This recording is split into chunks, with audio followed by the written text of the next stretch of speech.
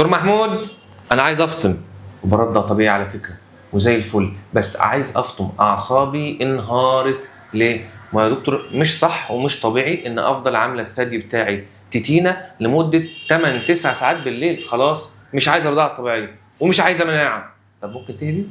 اهدي. حلها بسيط خالص. دكتوره سنه مسعد استشاري الرضاعه الطبيعيه هتقول لنا ازاي نحل المشكله دي. من اول لما الطفل يتولد نحاول نعوده ان هو ما ياخدش ثدي الام تتينه، واول 3 شهور الموضوع ده بيبقى سهل جدا، بمعنى ان الطفل يرضع لحد لما يشبع وينام، بعد كده شيليه من على الثدي واحضنيه وطبطبي عليه، وبعد كده حطيه في السرير بتاعك.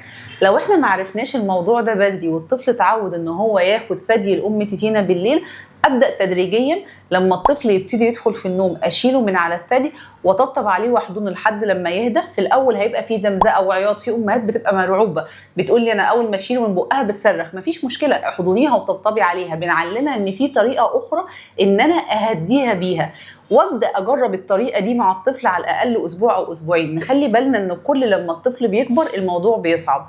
طيب لو انا فضلت اعمل كده ومفيش فايده، هو ده الطفل اللي محتاج نعمل له تدريب نوم صحي. تدريب النوم ده بيبقى عن طريق الاستشارة الأونلاين، علشان بنعرف مشكلة الطفل وعلى حسب عمره وعلى حسب ظروف البيت بنبدأ نختار طريقة النوم المناسبة للطفل ده ونعمل له جدول نوم مخصوص ليه، لأنه ساعتها بيبقى الجدول العام اللي الأم ماشية عليه غالبا مش مناسب للطفل، ونحل المشكلة دي.